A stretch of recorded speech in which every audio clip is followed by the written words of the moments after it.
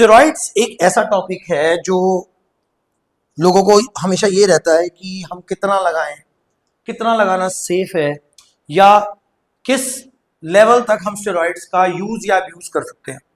क्योंकि हर इंसान को लगता है कि मोर इज बेटर। बहुत बारी मैंने अपनी वीडियोस में भी ये बात बताई है कि मोर इज नॉट बेटर। तो आज हम जिस चीज पे बात करने जा रहे हैं that is saturation point. Saturation point आप लोगों ने क्रेटीन के वीडियोस बहुत सारे लोगों ने बनाए, उसमें सुना होगा सैचुरेशन पॉइंट क्या होता है। तो अगर मैं आपको ये बोलूं कि स्टेरॉइड्स एक लेवल तक जाने के बाद आपको रिजल्ट देने बंद कर देंगे और सिर्फ साइड इफेक्ट्स देंगे एक पर्टिकुलर डोजेज के बाद, तो क्या आप ये बात मानोगे? तो ऐसी ही वीडियो को आज आपके सामने लेके आया हूं मैं। So welcome to our channel the body building doctor. मैं आपका अपना दोस्त होस्ट और कोच वरुण, और आज का हमारा जो टॉपिक है that is the saturation point of steroids, why more doesn't means more gains.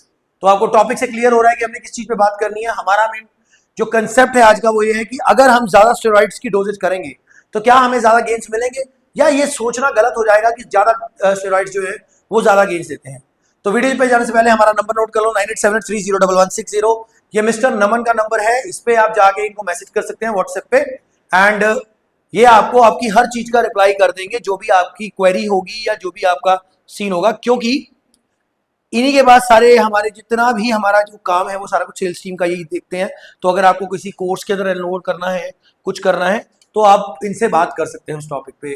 So video हमने 5 सेक्शन में डिवाइड करी है, और वीडियो में मैंने एक नई चीज डाली शुरू कर दी, कोच वर्डिक्ट। एक और चीज मैं इस वीडियो को अपने कोर्स के अंदर भी जरूर बताऊंगा, इससे कुछ ज्यादा डेप्थ में लेके जाएंगे, शायद आने वाले समय में बना लेंगे या कल परसों बना लेंगे। सो वीडियो में जाने से पहले वीडियो को लाइक कर लो, चैनल को सब्सक्राइब कर लो और शेयर कर दो ताकि लोगों तक पहुंच सके।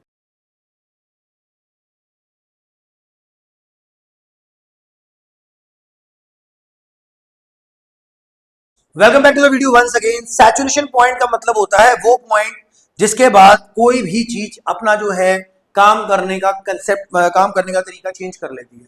जैसे अगर हम क्रेटीन की बात करें, क्रेटीन में भी हम लोग बोलते हैं कि इतने दिन के लिए क्रेटीन आपको इस अमाउंट में लेनी पड़ेगी, तो क्रेटीन बॉडी के अंदर सैचुरेट होनी शुरू हो जाएगी और एज ए रिजल्ट आपको उसके बाकी रिजल्ट जो है वो मिलने शुरू हो जाएंगे। Same concept saturation point of steroids में है। तो ये बात आज हम लोग कर रहे थे, मैं किसी क्लाइंट से बात कर रहा था, उनको समझा रहा था सैचुरेशन के बारे में, तो सोचा कि ये वीडियो बनाया जाए।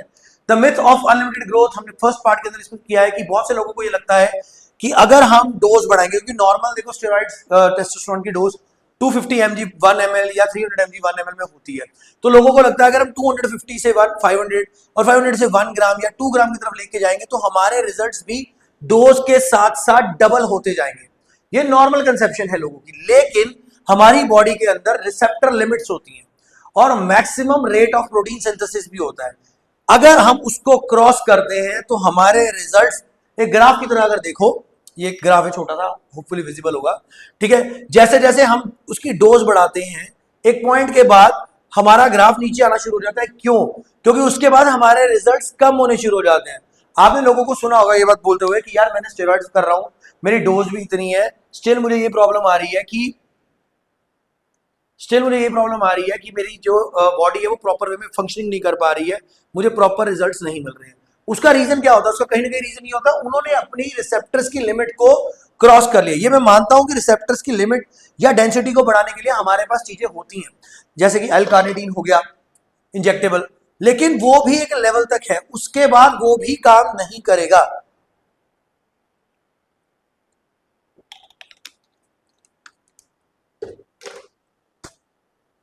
तो अगर आप ये सोचते हो कि ज्यादा लगाने से समान समान बोल देते हैं, ज्यादा लगाने से आपको ज्यादा रिजल्ट आएंगे, तो वो गलत होगा। एक सैचुरेशन पॉइंट के बाद आपकी बॉडी रिजल्ट देना बंद कर देगी। Extra hormone will lead to diminishing results, जिसका मतलब है रिजल्ट्स डाउनफॉल होना शुरू हो जाएगा, ठीक है।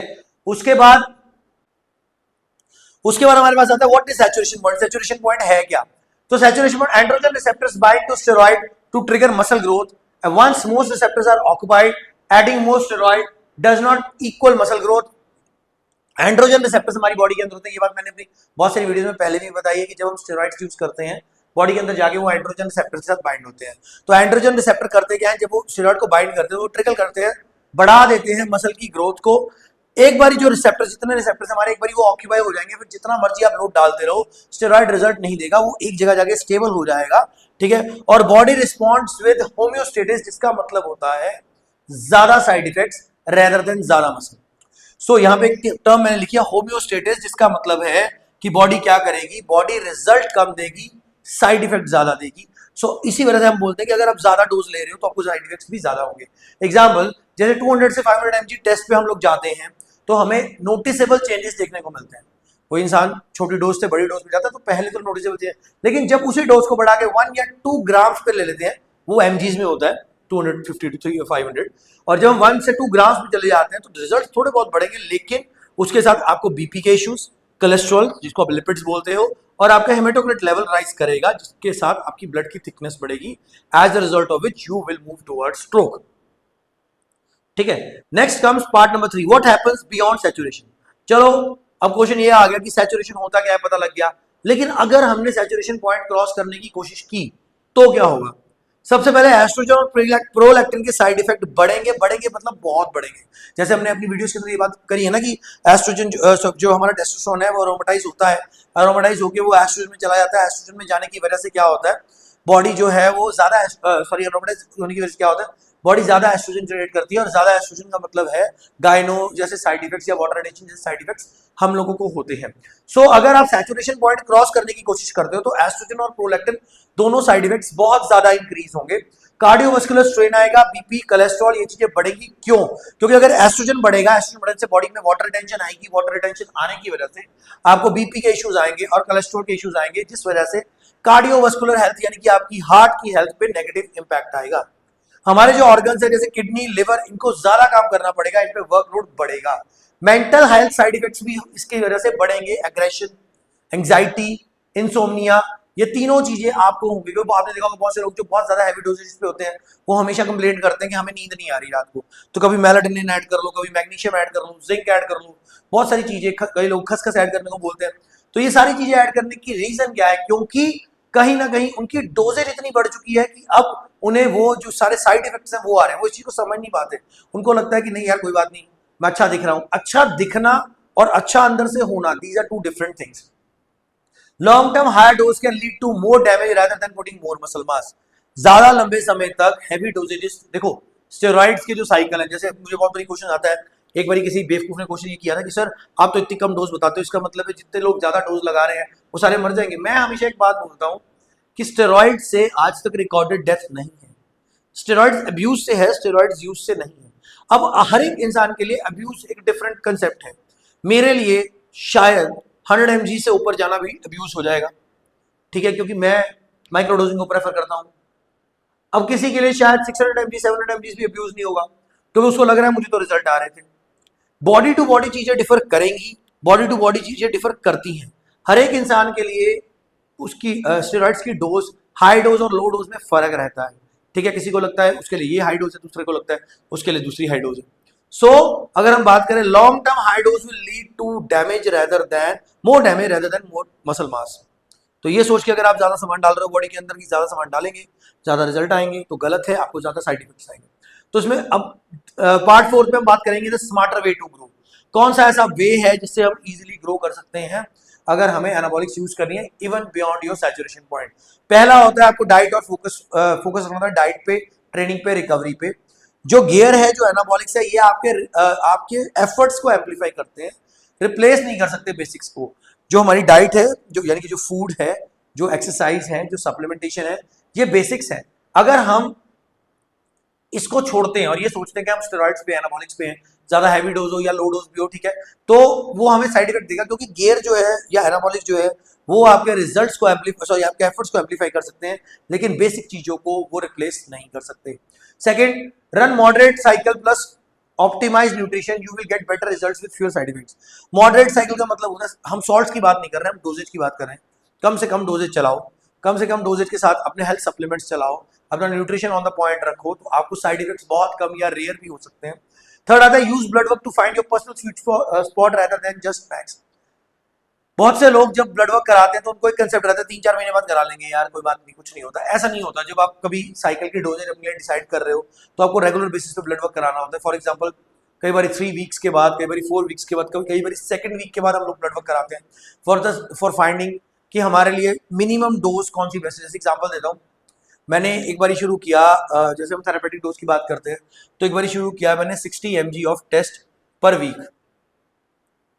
ठीक है, अब वहां पे क्या हो रहा था, जब हम इतनी कम डोज लेते हैं, आपको पता है कि एचपीटी एक्सिस शट होता है जब हम एनाबॉलिक्स को बाहर से देते हैं, तो मेरा एलएच और एफएसएच की जो वैल्यूज थी वो फिर भी सही आ रही थी टिल 60 mg ऑफ टेस्ट। तो मेरे को ये बात क्लियर होगी कि ये जो मैं डाल रहा हूँ बॉडी के अंदर, ये अभी तक उस लेवल पे नहीं पहुंचा है कि मेरी एचपीटी शट हो जाए, ना ही ये उस लेवल पे पहुंचे, यानी कि मेरा जो नेचुरल लेवल है वही रिजल्ट दे रहा है।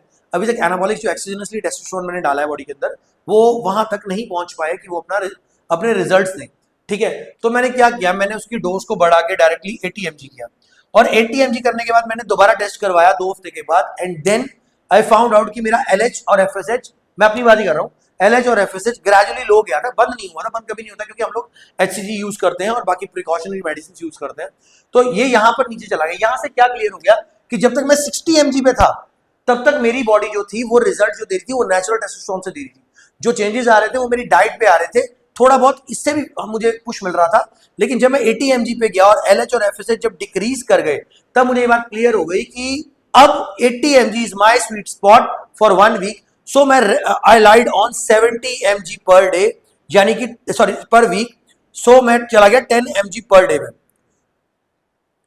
टेस्ट एनेंथ्रेट की आज भी अगर मैं डोज चलाता हूं इवन इन माय साइकिल, तो मैं 10 mg पर डे पे ही चलाता हूं। बहुत से लोग इसको गलत मानते होंगे या लो डोज मानते होंगे, but the thing is you have to find your own personal sweet spot, ना कि आपको ये देखना है कि मैं कितनी डोज तक जा सकता हूं। ऐसी गलतियां नहीं करते, क्योंकि देखो मैं आपकी बात से सहमत हूं कि आप कितनी डोज तक जा सकते हो, आप ये कोशिश करते हो, लेकिन डोज क्या कर लेगी आपकी? जब आपको साइड इफेक्ट्स होंगे फिर वही डोज आपको दिक्कत देगी। काश मैंने ये ना किया होता। 90% लोग यहीं पे मार खाते हैं। नहीं तो steroids they are not bad, actually our uses is bad.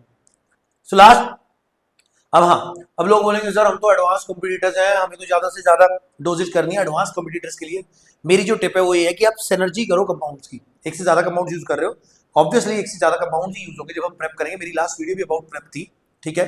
तो जब उसको करते हो तो सिनर्जेटिकली आप कंपाउंड सेलेक्ट करो कौन से यूज होंगे, ठीक है। ये नहीं है कि आप मेगा डोजेज, बहुत हैवी डोजेज अपनी मर्जी से ट्रेंड डाल रहे हो, 300 400 mg ट्रेंड डाल रहे हो, तो वो गलत हो जाएगा। देन कम्स योर, हाँ, अब मैंने ना वीडियोस में एक चीज और डाली शुरू, माय वर्डिक्ट, कोच वर्डिक्ट, की मुझे क्या लगता है क्या होना चाहिए। देखो, तो saturation point is real, more doses after a certain level will make you sicker rather than bigger. तो कहने का क्या मतलब है कि सैचुरेशन पॉइंट है जो है, जिसके बारे में मैं हमेशा बात करता हूँ, मेरे जितने एथलीट्स हैं जो लोग मुझसे बात करते हैं उन्हें पता है मैं सैचुरेशन पॉइंट के बारे में बात करता हूँ। तो सैचुरेशन पॉइंट जो आता है वो एक रियल कंसेप्ट है, वो कोई फेक नहीं है, वो कोई बुकिश नॉलेज नहीं है, ठीक है। क्योंकि एक सर्टेन पॉइंट के बाद आपकी बॉडी में जब आप ज्यादा एनाबॉलिक, ज्यादा डोजेज डालोगे, तो सिर्फ आपकी बॉडी आपको सिक, बीमार बनाएगी, बड़ा नहीं बनाएगी। सो अगर आप चाहते हो कि सैचुरेशन पॉइंट जैसी चीजें सीखना, टेस्ट की डोजेज सीखना या एनाबॉलिक्स की डोजेज सीखना, तो आप हमारा एनाबॉलिक्स ब्लूप्रिंट कोर्स जरूर ज्वाइन करें। बाकी किसी भी तरह की वीडियो के लिए हमारे कमेंट सेक्शन के अंदर जाके वीडियो का नाम मेंशन करें, हम आपको जरूर रिप्लाई करेंगे। Thank you, thanks for watching the video, thank you all.